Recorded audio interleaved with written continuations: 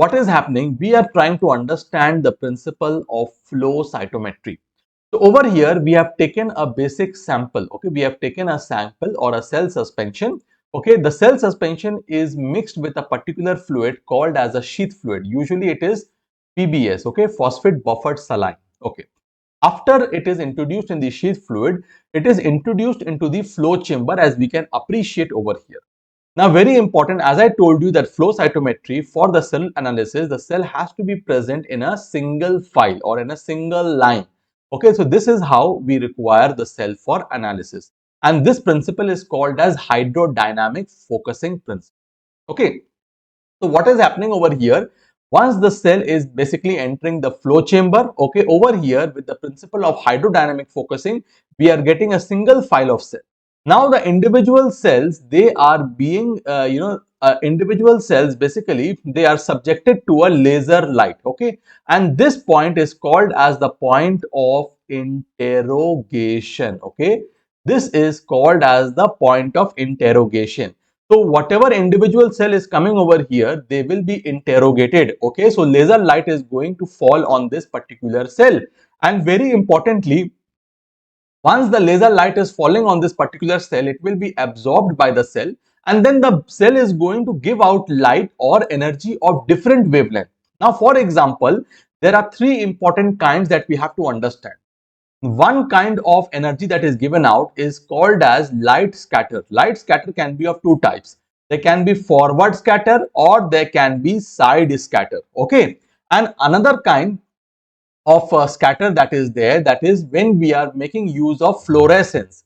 If, for example, we have already used an antibody with a particular cell and that antibody has bound to the particular cell and the antibody is bound to a fluorescent dye, then if light is falling on that fluorescent dye, then again they are going to fluoresce. So for example, this particular cell is particularly bound with an antibody containing fluorescent dye. So when laser is falling on that particular dye, so that dye is going to give out fluorescence as well. Okay, and this is again another event, that is fluorescence. Now remember, the forward scatter, it is along the line of the angle of the laser. That is, forward scatter is straight. Okay, so the forward scatter is basically along the light of the laser, whereas the side scatter, if you see, it is at an angle.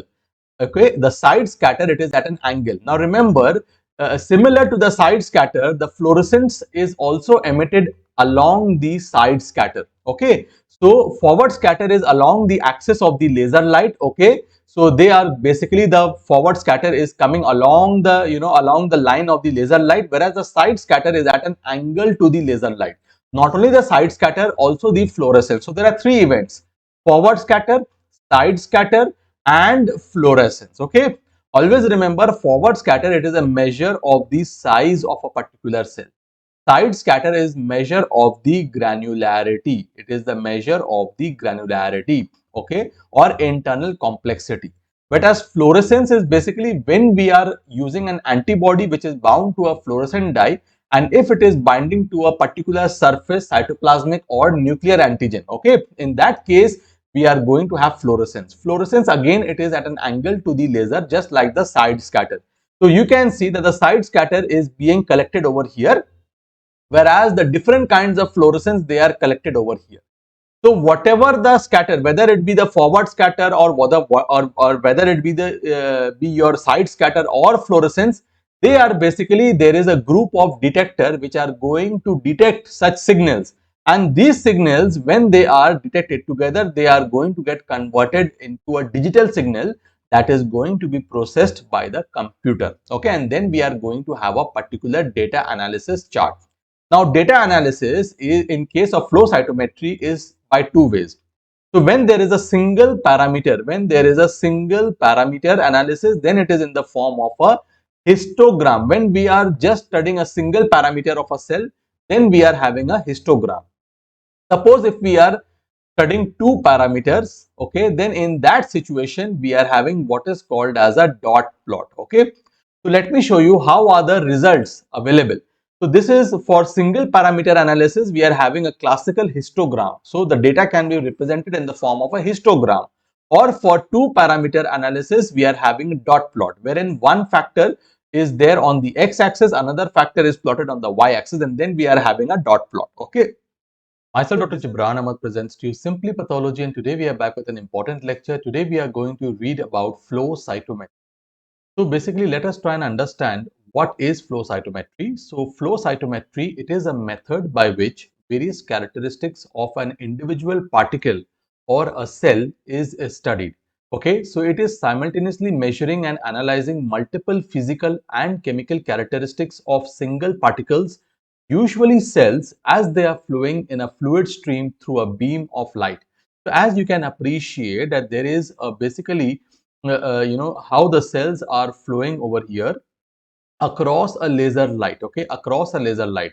So we can appreciate that as the cells or particles are flowing across the laser light, okay, in a single line, as we can appreciate over here. So what is happening, that simultaneously multiple parameters or physical or chemical characteristics of the cells are being studied at that point of time. How they are being studied, we are going to discuss in details about that in this lecture. So flow cytometry can analyze numerous cells in a short time, and multiple parameters of a single cell can be analyzed simultaneously.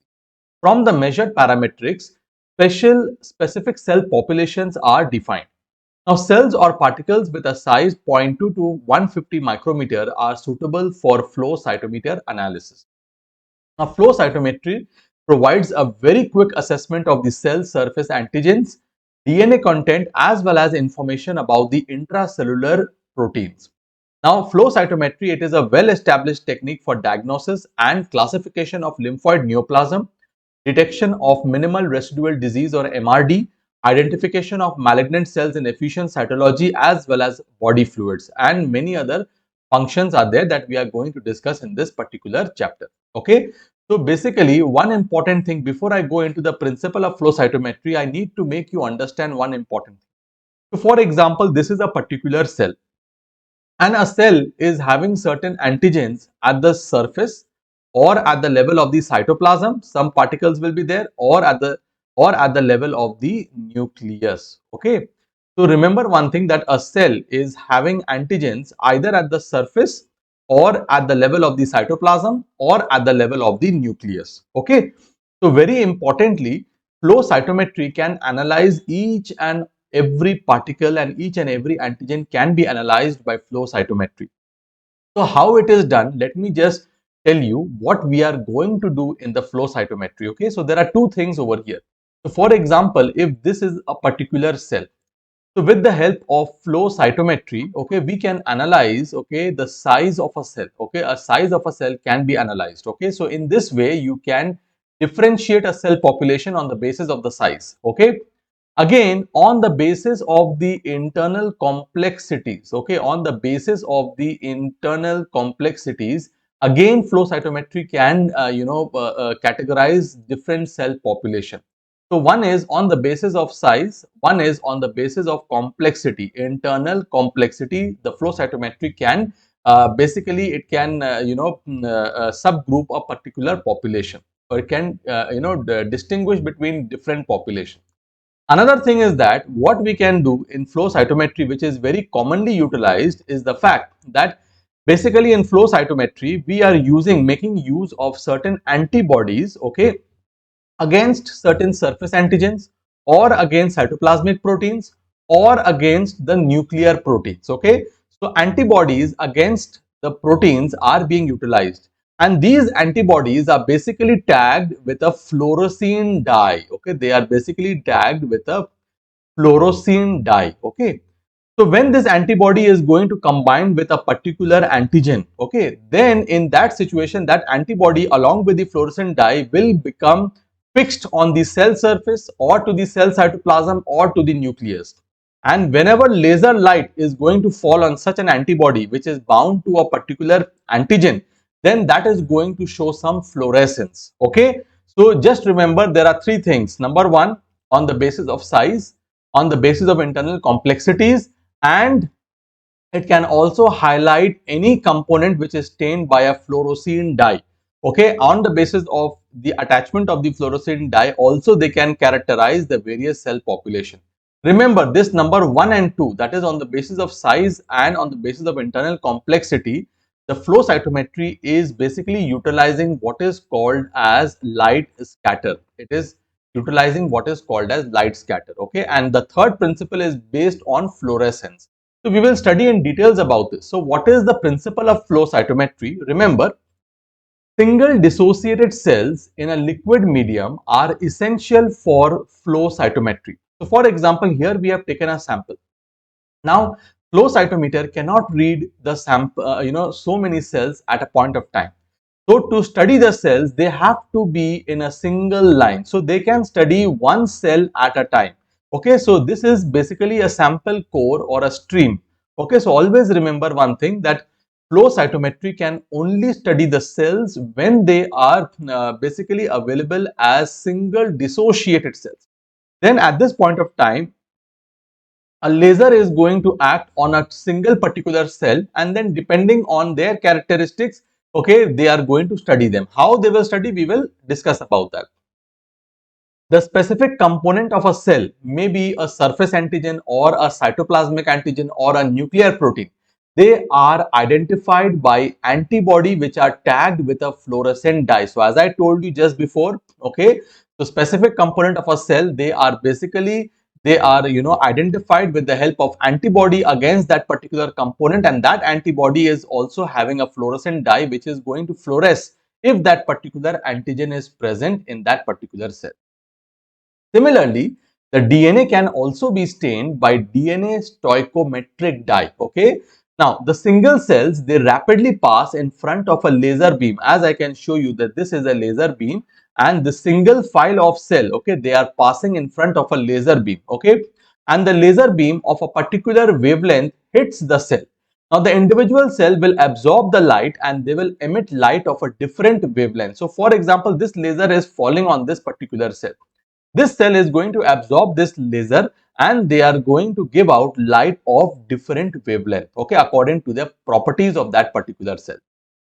Now, the emitted fluorescence is recorded with the help of photodetectors, and the electronic signal is converted into a digital signal. Now, the emitted light is detected with the help of photomultiplier tube and it is converted into a digital pulse.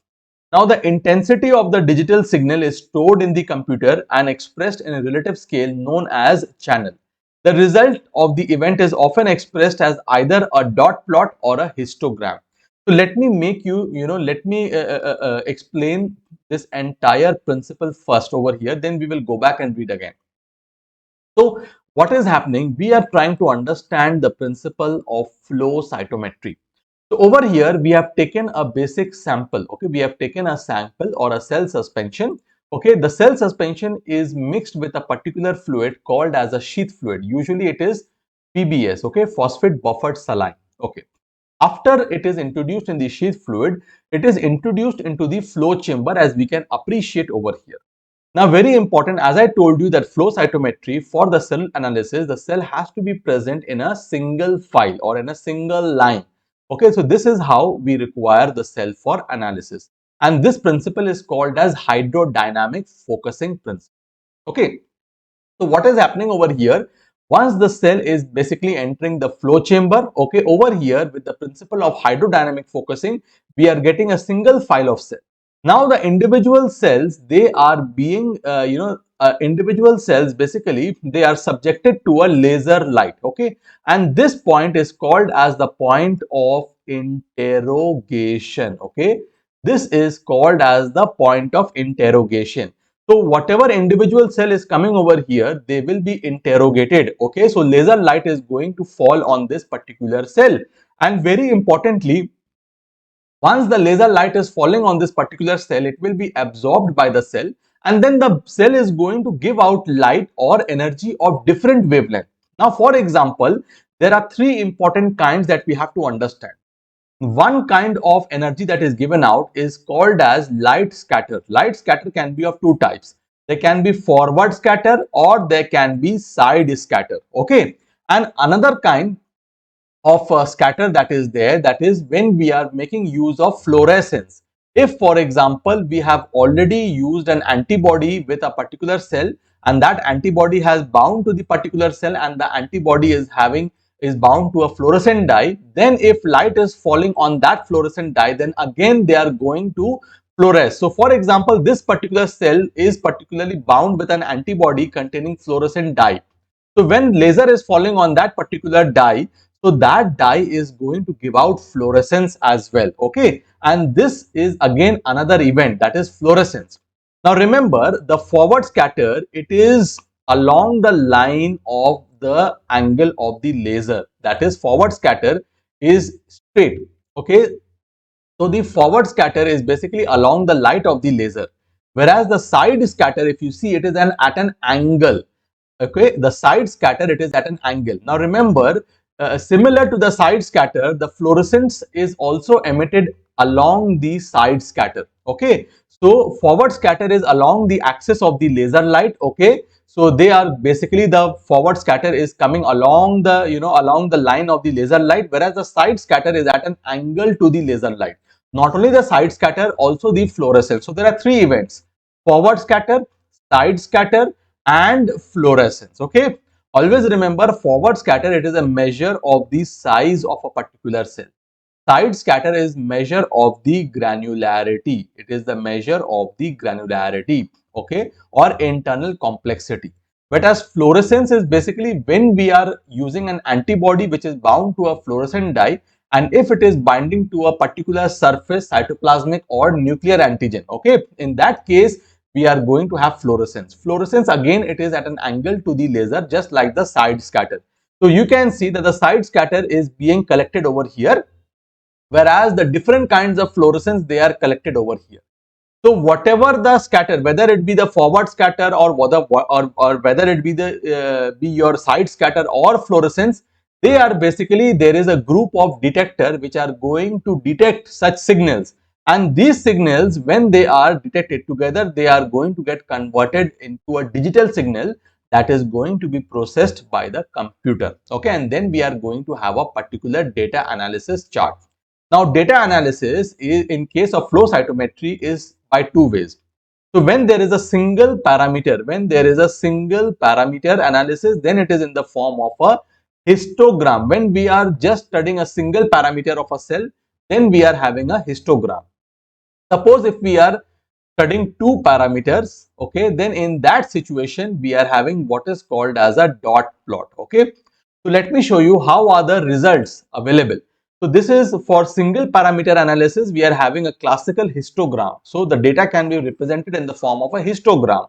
Or for two parameter analysis, we are having a dot plot, wherein one factor is there on the x-axis, another factor is plotted on the y-axis, and then we are having a dot plot. Okay, so this is basically the two ways in which the results of flow cytometer is basically displayed. So after having explained you this, now let us read this entire thing once again, so that the principle becomes crystal clear, because this is the most important part that you have to understand. Okay, so single dissociated cells in a liquid medium are essential for flow cytometry. The specific component of the cell is identified by antibody tagged with fluorescent dye. Now similarly, DNA can also be stained by a DNA dye. Okay, and then once the DNA is stained, if laser is falling on the particular cell DNA, they will fluoresce. That will be detected by the multiple photodetectors. Now the single cells, they will rapidly pass across a laser beam, and the laser beam is of a particular wavelength that is going to hit the particular cell. The individual cell will absorb light, and then they are also going to emit light of a different wavelength. Now, the emitted light or the emitted fluorescence can be recorded with the help of multiple photodetectors. Okay, and such signals are then converted into the digital signals by means of analog to digital converter. Now, the emitted light is detected by a photodetector. Sometimes it is called as PMT. Sometimes there is a photodiodes are also there. We will discuss about that later on. Okay, so whatever is the signal, it is getting converted into a digital signal, and the intensity of the digital signal is stored in the computer and expressed in a relative scale known as a channel. The result of the events is expressed as a dot plot or a histogram. Okay, so I have already explained you in details the principle of the flow cytometry, okay, and how the data are being represented. Now let us see what are the components of the flow cytometer. There are three important components of the flow cytometer and you have to understand this in details. Okay, so we have number one, the fluidics or the flow system. Then we have the optics, and lastly we are having the electronics. So let us first understand the fluidics. Now as we know that for flow cytometer, we know that the cells has to be in a single file like this for interrogation by the laser light, and such type of single file arrangement, it is called as hydrodynamic focusing. Also remember, very importantly, whatever sample that you are getting, it cannot directly go. There has to be a medium which is going to carry the sample, and this is the sheath fluid that I already called you as PBS, that is phosphate buffer saline. It is used as the sheath fluid. Okay, it is going to carry the sample. Now remember one thing, this sample is having some pressure called as the sample pressure, and there is a pressure of the sheath fluid that is called as sheath fluid pressure.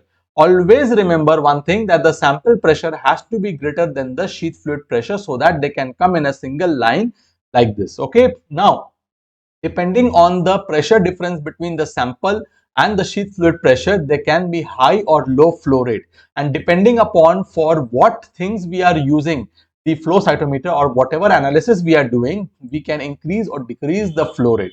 As I already told you, there are two things over here. Okay, there is a scatter of light and there is a fluorescence that we have already seen, and we will discuss in details about them, okay, in the optics part. So let me explain you whatever I have explained over here. The fluidics or the flow system. So the sample is injected into a stream of sheath fluid within the flow chamber. The sheath fluid is a diluent commonly called as the PBS or the phosphate buffered saline. The sample stream becomes a central core in the sheath fluid stream. So this portion of the fluid stream, okay, where the cells are located, is called as sample core. So this is the fluid, sheath fluid containing the sample in a single line. This is forming the sample core. Okay, this is forming the sample core for interrogation. Now, through the principle of hydrodynamic focusing, that is nothing but a process of centering the sample core within the sheath fluid, the particles or the cells are forced into the center of the fluid stream into a single file. We are using the term what is called as a single file. Okay, and they are transported to the laser beam, that is the point of interrogation or the point where the cells are analyzed. Okay, so they are directed across a laser. So this is the laser light source over here. Okay, this is the point of interrogation. Okay, very important to understand. Okay, where only one particle or the cell moves through the laser beam at a given point of time. So over here only a single cell will be evaluated at one point of time, so that no cells, they are not missed. So this increases the sensitivity and the specificity of this testing. Now the sample pressure is always greater than the sheath fluid pressure. Increasing the sample pressure will increase the flow rate of the sample by increasing the width of the sample core, allowing more cells to enter the stream at a given point or a given moment.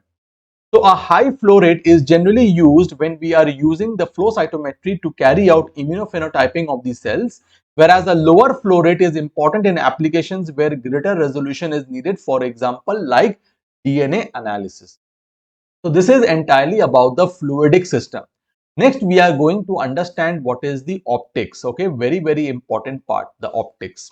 Now remember optics. Now the lasers, as we have already seen, the first important portion, basically as I was showing you over here, it is the fluidics. Okay, wherein the flow chamber, we are going to make sure that we can get a single file of cells over here.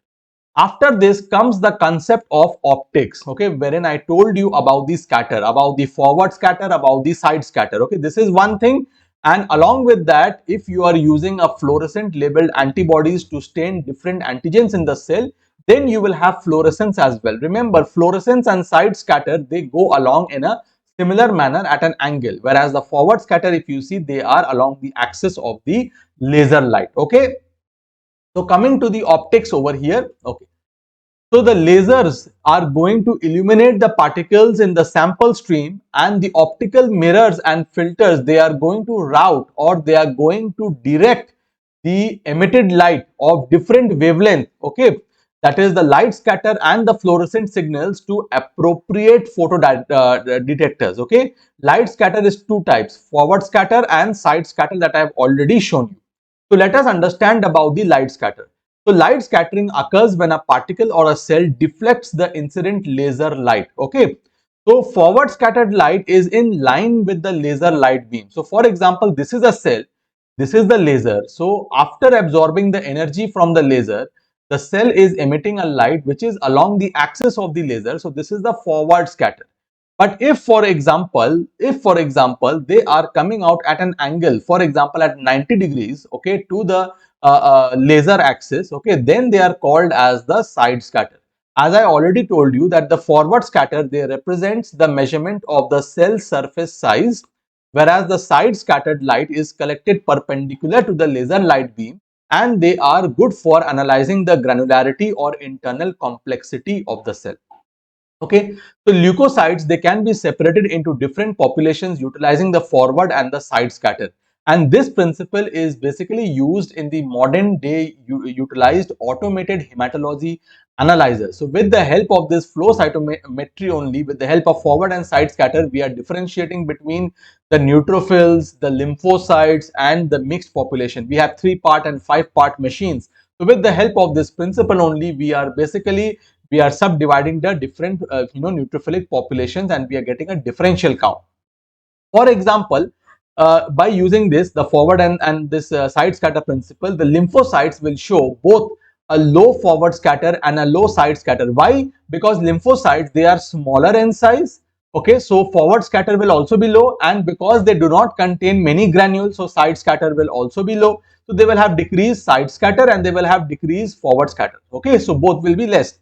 On the other hand, if you look at the neutrophils, okay, neutrophils are larger in size and they are also more granular. Okay, so and they have complex granules inside, so they will have a high side scatter along with high forward scatter. So let me show you with the help of a diagram. So before I show that, very importantly, I just want to show you, this is the laser beam of light, this is the laser. Okay, so when the laser light is incident, okay, then for example they are falling on this particular cell, laser light is falling on this particular cell, and as a result, okay, what is going to happen, there are some light, okay, they are going to go, okay, along the axis of the laser light. This is forming the forward scatter, which is measuring the cell size. Okay, now depending upon the presence of internal granules and the nucleus, what is going to happen, there are some light which is going to be reflected, and these form what is called as the side scatter. Side scatter is going to measure the internal granularity and the internal complexity of the cell. Okay, so this is what I have already explained to you in details. Okay, now this is very important, this is basically a dot plot diagram. Okay, dot plot, one of the representations of the result of the flow cytometer. So on the y-axis we are having the side scatter, and on the x-axis we are having the forward scatter. So if we are taking the lymphocytes into consideration, if you see both the forward as well as side scatter is less, so they are, this group of population is denoting the lymphocytes. Similarly, over here if you see both the side scatter and the forward scatter is high, so they are denoting neutrophils. So this property again is utilized very importantly to to differentiate between the different populations, okay, in our blood. Okay, not only it is used in the automated analyzers, it is also used for differentiating between a normal population and a malignant population of cell. Okay, so it is very useful feature. Okay, so as I already told you, this is the laser light, okay, which is falling over here. As I told you, if it is along the path of the laser light, it is called as forward scatter. If it is 90 degrees to it, it is side scatter. Remember one thing, forward scatter is denoting the cell size, side scatter is denoting your internal complexity. And if you have used a fluorescent labeled dye, for example, this is a cell which is having antibody containing fluorescence, then fluorescence will also be along with the side scatter. And all, whether it be side scatter or fluorescence or anything, okay, there is a system of optics, okay, they are in place, and this system of optics is actually going to direct these emitted light. Okay, they are going to direct the emitted light, okay, to the group of photo detectors, okay, that is going to absorb these signals, and then they are going to go to the ADC, that is analog to digital converter, and then we will have the result analysis will be there in our computer. Okay, Now, the next important principle that we wish to understand, that I already told you that there are two important things. One is your scatter. Okay, light scatter we have already read in details, and we have seen that how we are having the forward and the side scatter. Now, the another important part of optics is the fluorescence. Okay, the principle of fluorescence. So, pay a lot of attention over here. As I told you, and I am going to repeat it once more over here. Please see. Sometimes we have to detect certain particular proteins or antigens in the cell, and that protein might be present at the cell surface, or it might be present at the level of the cytoplasm, or we want to know the DNA content of a cell. So to to understand them or to measure them or to see their presence, we have to devise certain antibodies which can go and either bind with the proteins or antigens present on the surface of the cell, or in the cytoplasm, or at the level of the nucleus. Now, what is happening that this particular antibody, it is basically bound to a fluorescent dye. Okay, so only if that particular antigen, okay, or if that particular antigen at the surface, cytoplasm or nucleus, if it is present, then only the antibody is going to bind. And if the antibody has bound, then the fluorescence will be there, and only then the fluorescent signals will come. So if a particular fluorescence is present, that means that particular antigen of interest is present in the particular cell, and therefore we can characterize that particular cell. This is the basic funda about your fluorescence. Okay, so let me just explain you right now very importantly what happens and how fluorescence is happening. Now, for example, this is the particular cell. Now, what we are seeing over here, I will tell you. So, for example, this is the laser light. Okay, this is the point of interrogation. Okay, so this excitation energy is nothing but this is the laser light. Okay, and for example, you think this is the point of interrogation. So, over here, the laser light is now falling. So, once the laser light is falling on that particular cell, okay, which is having the antibody containing the fluorescent dye. So basically over here, once the laser energy is falling on that particular dye, then that is going to excite the electrons in the dye, and that electron from the low power is going to the high energy orbit. Okay, so it is going to the high energy orbit. Now this same electron, okay, is once anything is going to go up, it is have to come down also. This is the law of nature. So this electron, which because of the laser has gone into a high energy state, again is going to come back into the low energy state, also called as the ground state. Okay, so once it is coming in the ground state, it is emitting some amount of energy in the form of fluorescence. This is called as fluorescence emission. Okay, and this fluorescence, this is basically coming as a side scatter. In the way the side scatter is coming, in the way fluorescence is also coming in that way. And then there are multiple detectors which are going to detect this particular fluorescence and then convert that into digital data, and then it will be represented in the form of either histogram or a dot plot diagram. Okay, so I hope this point is crystal clear to everyone. Okay, so another way, so whatever I have explained it to you, I am just going to read it out. Another way to identify the particular subpopulation of a cell is to conjugate fluorescent dyes to monoclonal antibodies which are directed towards antigens which might be at the cell surface, cytoplasm, or at the level of the nucleus. Okay, now the fluorescent dyes will absorb the light energy over a range of wavelength that is characteristic for that particular fluorescent dye. Now, with absorption of light energy, an electron in the dye is raised to a higher energy level, as I told you. Okay, and subsequently, the excited electron returns to the ground state over here, that what we are seeing. Okay, emitting excess amount of energy as the photon of light, which we are calling it as fluorescence emission. The emitted light known as fluorescence is captured by the photodetector. So, I hope this concept is crystal clear to everyone. Okay, now you must be understanding, now whatever we have read over here, we have basically read in details that how a particular interrogation is taking place, and everything we have read. Okay, so we have seen that a laser is there, this is a particular cell, and then forward scatter, side scatter is there. Now this cell that is coming, okay, this cell, this sample that is coming, okay, so before we are giving the sample in the flow for for studying, we have to process the sample, or we have to treat the sample. Now, for example, this is the cell of interest, and I am looking for this particular antigen. Okay, so before that particular cell is going to go for interrogation at the laser light, we have to do certain sample processing. Okay, then only we can have the good result. So how we are going to do? We have to stain that particular cell. So suppose we want to use some particular fluorescence and we want to detect a particular antigen. So for example, this is a particular antigen of choice. So what we will have to do, we will have to use an antibody. This one in blue is the antibody which is against this particular antigen. Okay. And this antibody, if you see, it is having a particular fluorescent dye. So only when this antigen of interest is present in this cell, that this antibody is going to bind to this particular antigen, and then only fluorescence will take place. So it is very important that before the sample is introduced in the flow cytometer, we have to treat this particular cell with this particular antibody so that antigen antibody binding takes place. So whenever we are directly using antibodies which are coated with a fluorescent dye to a particular antigen, it is called as a direct staining. But for example, sometimes what we do, we go for an indirect method. Now what happens in indirect method? In indirect, there is a particular antigen, we will use an antibody against that particular antigen. But this antibody is not having any kind of fluorescence.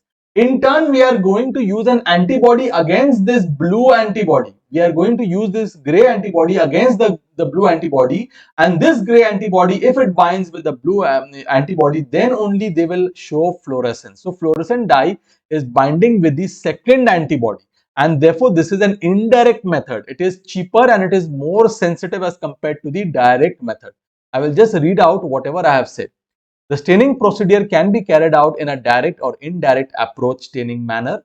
The direct staining procedure involves a single staining incubation followed by several washes, okay, to remove any non-specific bound antibody. So in the direct staining procedure of a cell, only single incubation is done with one antibody. In the indirect procedure, it involves incubation of cells in non-fluorescent monoclonal antibody. First, you have to incubate it with a non-fluorescent antibody, that is the primary antibody, this blue one, okay, which is directed towards the specific antigen. Then after washing is followed by a second incubation, then again you have to keep it again with another group of antibodies, that is the secondary antibodies to which fluorescent dye is attached. That is, second incubation is done with a fluorescent antibody which is directed against the monoclonal antibody. Although more time consuming, the indirect staining procedure is less expensive and it is more sensitive, as I've already explained. Now let us see what are the very commonly used lasers in flow cytometry.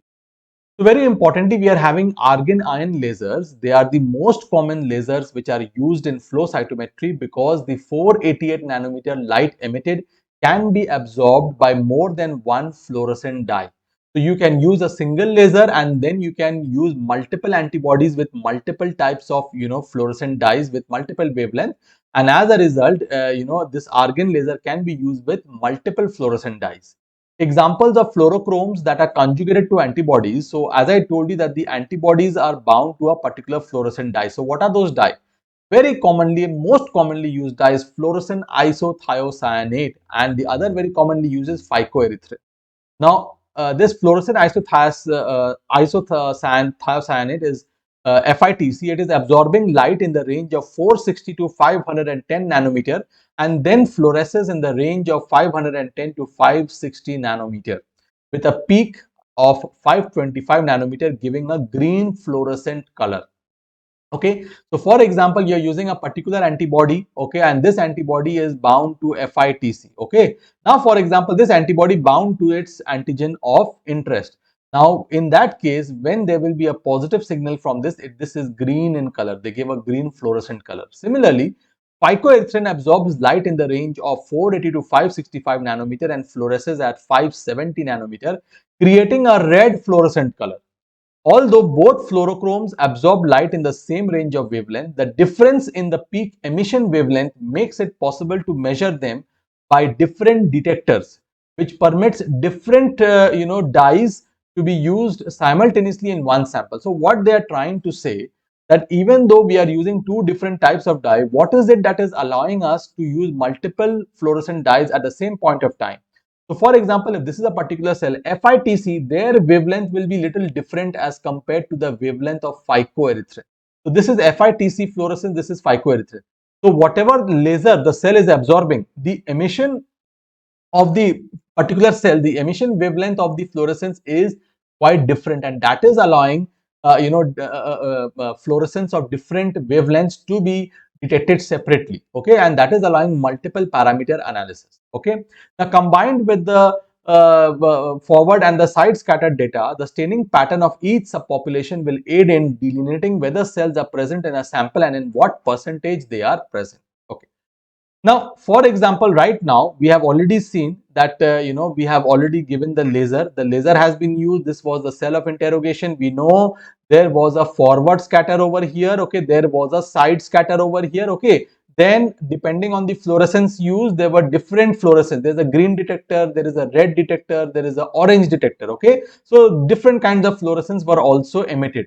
Now, whatever fluorescence that has been emitted or whatever side scatter is there, they are detected with the help of a certain detector, like the PMT is one type of detector. Okay, there are photodiodes also.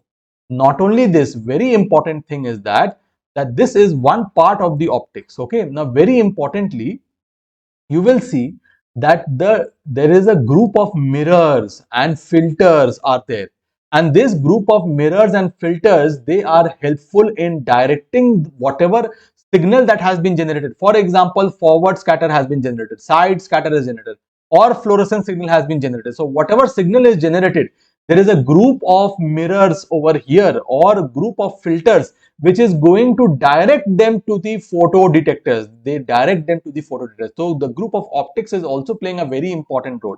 So collection optics consist of a collection of lens to collect the light which is emitted from the particle laser beam interaction, and a system of optical mirrors and filters are there to separate and then direct specified wavelengths of collected light to appropriate optical detectors. For example, green certain optics, FITC fluorescence will come in green detector. Phycoerythrin will come in the red detector. So they are appropriating the appropriate fluorescent signals to the appropriate detector. And ultimately, they will be directed towards the electronic signal, electronic system wherein we are having analog to digital converter, and then the results will be displayed in the computer. Okay. The next part, that is the electronics, that is the third important component. Photo detectors convert the generated forward scatter or side scatter as well as the fluorescent light signals into electrical impulses. So let us look at the photo detectors. Generally, there are two types of photo detectors which is used. One of them is PMT, that is the photo multiplier tube. Another one is the PD, that is the photodiodes. Okay. Now PMTs have voltages applied to them to amplify the electrical current generated from the light signals. These are mostly used to detect the weaker signals which are generated by the side scatter and the fluorescence. Okay, this is very important. PMT mainly used to detect weaker signals generated by the side scatter and the fluorescence. Whereas the photodiodes, they are less sensitive to the light signals and they are basically used to detect the stronger forward scatter. Amplification of a signal detected by a photodetector can also be achieved by increasing the amplification gain, and this amplification gain can be done by log amplification or linear amplification. Log amplifiers are usually used to separate negative from dim positive signals and are commonly used to analyze fluorescent signals in the cell stained with fluorochrome labeled antibodies, since these cells exhibit often a great range of fluorescence intensities. Linear amplifiers are generally used to analyze forward and side scatter signals. Now, conversion to a digital value. Now, the intensity of the electronic impulse derived from the photodetector is assigned a digital value by means of an ADC, that is analog to digital converter.